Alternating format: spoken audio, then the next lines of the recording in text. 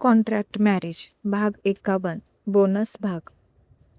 मागील भागात रयतने ईशाचे डोके मांडीवर अलगद उचलून घेतलं. सुलोचनाताईंनी कुंकू आणून समोर ठेवलं आणि त्याला खुणावले. त्याने त्याच्या हातात कुंकू घेतलं. तो तिच्या डोळ्यात पाहत होता.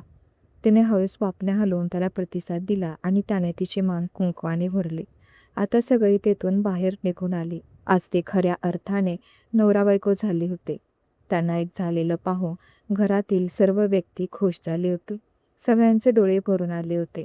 एका करारातून निर्माण झालेलं नातं आता आयुष्यभरासाठी बनलं होतं. ज्या नात्याची सुरुवात शिरो इमोशन्सने झाली, तेच नातं आज एकमेकांना गमवायच्या भीतीने एकमेकांची केअर करताना दिसत होतं. आता पुढे आज ईशाला डिस्चार्ज मिळाला होता. रयतने डॉक्टरांशी बोलून काय काळजी घ्यायची हे सर्व आधीच विचारून घेतलं होतं. आप्पासाहेब, सुलोचनाताई सगळे ईशा आणि रयतच्या नात्यासाठी खुश होते. कमलाबाई सकाळीच घरी रयत आणि ईशाच्या स्वागताची तयारी करण्यासाठी सुलोचनाताईसोबत गेल्या होत्या. आता हॉस्पिटलमध्ये फक्त रयत आणि ईशा दोघेच होते. रयत तिच्या बाजूला बसला. त्याने हलकाच हात तिच्या कपाळावर लावून तिचा फिवर चेक केला. जखमेला व्यवस्थित मलमपट्टी झाल्यामुळे आणि काही पेन क्लिअर घेतल्यामुळे तिला हलकीशी गुंगी आली होती. त्याच्या स्पर्शाने तिने लगेच डोळे उघडून त्याला रिस्पॉन्स दिला. समोर रयत तिच्या जवळ बसलेला पाहून तिला समाधान वाटलं. थँक्स गॉड, तुला काही झालं नाही. किती घाबरलो होतो मी. रयत तिचा हात हातात घेऊन बोलला. खरं तर हे सगळं तुमच्यामुळे झालं आहे, ते लटका राग दाखवत म्हणाली. माझ्यामुळे? माझ्यामुळे कसं? मी काय केलं? रयतने थोडं गोंधळून विचारलं. तुम्ही तुमच्या फिलिंग सांगायला एवढा वेळ घेतला नसता तर ना मी मॉडेल होते, ना माझ्यावर अटॅक होत होता. ईशा इवलसं तोंड करत पटकन बोलून गेली. खरंच होतं हे. जेव्हापासून तिने मॉडेलिंग करायला सुरुवात केली होती, तेव्हापासून तिची प्रसिद्धी वाढली होती. तिचे शत्रू वाढले होते आणि या गोष्टीला तो स्वतः जबाबदार होता. रयत विचारात पडला होता. ओके, सॉरी शोना, स्वीटहार्ट. आता मी आहे ना तुझ्याजवळ. मी तुला आता तुझ्या केसालाही कोणाला धक्का लावू देणार नाही. त्याने तिच्या हातावर ओठ टेकवत उत्तर दिलं. त्याच्या मधुर ओठाच्या गरम स्पर्शाने आणि त्याच्या मनातील प्रेमभावना ऐकून ईशाचं मन शहारत होतं. तो तिला दोन्ही हातावर उचलून हॉस्पिटल बाहेर घेऊन आला. बाहेर जॉनला त्यानं कळवलं होतं. तो अर्ध्या तासापासून त्याची वाट पाहत उभा होता. रयत हॉस्पिटलमधून बाहेर आला. बाहेर पूर्ण मीडिया येऊन थांबली होती. शेवटी टॉप 5 बिझनेसमॅनमध्ये त्याचं नाव होतं. पण हातात ईशाला घेऊन मीडियाला फेस करणं त्याला पटत नव्हतं.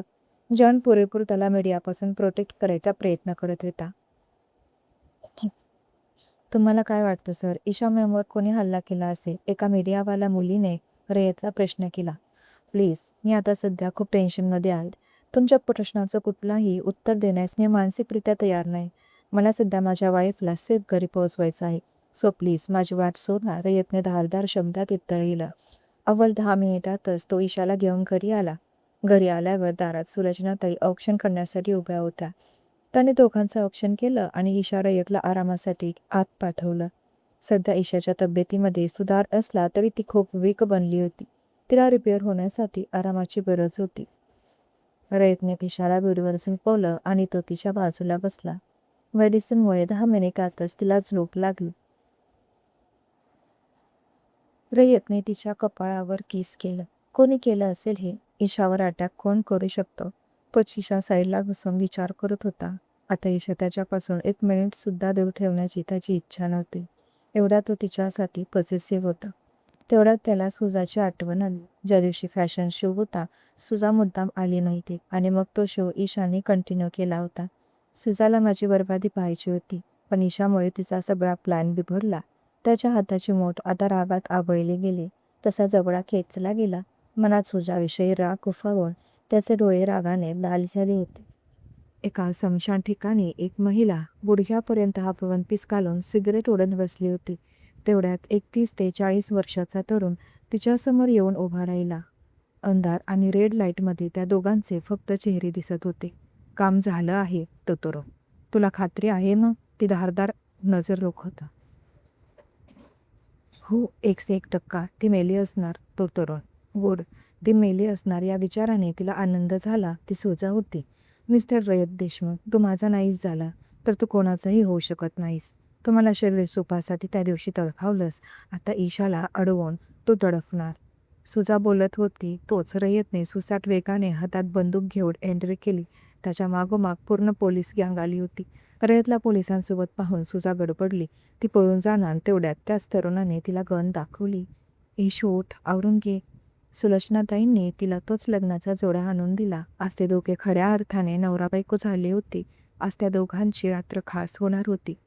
How dare you. सुजाने रागात त्या तरुणाकडे पाहिलं. तोपर्यंत रयत हातात गन घेऊन तिच्यापर्यंत पोहोचला. त्याने सुजाच्या डोक्याला गन लावली. तशी सुजा एका जागेवर हात वर करून थांबली. इकडे ईशाच्या हाताला मेहंदी लागली होती. तिची रूम सजवली जात होती. घरातील सगळे तिला तिच्या नवीन आयुष्यासाठी शुभाशीर्वाद देत होते. तू माझ्याशी गेम केलास, या सुजाशी सुजाला त्या तरुणाचा राग येत होता. ज्या दिवशी अटॅक केला त्या दिवशी त्याची गन घाईत तिथेच निसटून पडली होती. गर्दी खूप जमल्यामुळे आणि पोलीस सावध झाल्यामुळे तो तसाच निघून गेला. त्यामुळे पोलिसांनी त्याला खूप लवकर शोधून काढलं. जर तू 1,00,000 रुपये देऊन याला ईशाला मारण्यासाठी तयार करू शकतेस तर मी माझ्या हाती लागल्यावर याच्या तोंडून सत्य उघडवायला किती रुपये दिले असते याचा विचार केलाच येत. रयतने एका हाताने तिचे दोन्ही गाल घट्ट पकडले. त्याच्या नजरेत खूप राग होता. सुडाने पेटून उठला होता तो. ईशाने अंगावर लग्नाचा शालू चढवला. हातात हिरव्या बांगड्या घातल्या. तिचा मेकअप चालू होता. तुला बदला घ्यायचा होता ना, मग माझ्याशी घ्यायचा. तू ईशाच्या जीवावर उठलीस. रयतने हाताची पकड अजून घट्ट केली. ती थरथर कापत वेदनेने विव्हळत होती. तिला आता त्या तरुणाचा राग येत होता. यू सिली, तुला काय वाटलं? माझं नाव सांगितल्यावर तुला हे सोडून जगी. सुजा त्या तरुणाकडे पाहत दात ओठ खात म्हणाली. तिच्या तोंडून आता रक्त येत होतं. ईशा पूर्ण आवरून तयार झाली होती. हाय हाय मा, दी किती सुंदर दिसत आहे.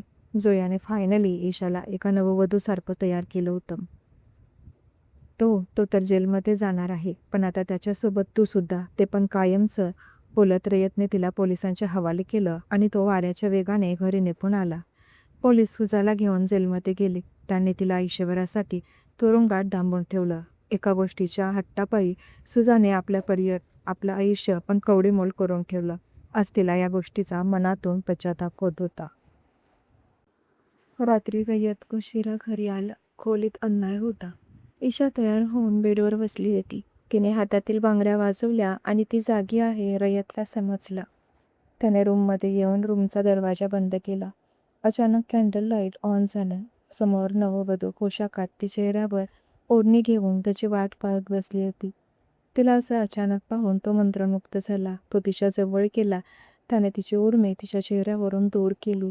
तसं ती त्याच्या डोळ्यात पाहू लागली. या दिवसाची ती किती दिवसापासून वाट पाहत होती. रयतने तिचा हात हळूच आपल्या हातात घेतला. ती निवडत होती. तिला पाहून त्याचे श्वास आता जड झाले. त्याने तिला एका हाताने ओढून लगेच मिठीत घेतलं आणि तो तिच्यासोबत बेडवर आडवा झाला. ती त्याच्या मिठीत पूर्ण विरघळून गेली. त्याला आता कंट्रोल होत नव्हते. त्याने तिच्या शरीरावरून ठिकठिकाणी ओठ फिरवायला सुरुवात केली. दोघांचीही मिठी घट्ट झाली. Ishu, I love you. तो तिच्या मादक मानेवर ओठ फिरवत बोलला. Love you too. तिनेही तिच्या मादक आवाजात रिप्लाय दिला. आता खोलीत फक्त दोघांचे वाढलेले श्वास ऐकू येत होते. थोड्याच वेळात दोघेही एकमेकांना तृप्त करून झोपी गेली. ही रात्र फक्त त्या दोघांच्या मिलनाची होती. त्यांच्या सुखी संसाराची होती. आज दोघांच्याही मनात एकमेकांविषयी फक्त प्रेम, आदर आणि विश्वास होता. आजचा हा भाग मी प्रेक्षकांच्या विनंतीवरून आणि कमेंट्सवरून लिहिला आहे. आशा आहे की तुम्हाला आवडला असेल. भाग आवडला असेल तर लाईक, शेअर, सबस्क्राईब करून सुपर थँक्स नक्की द्या.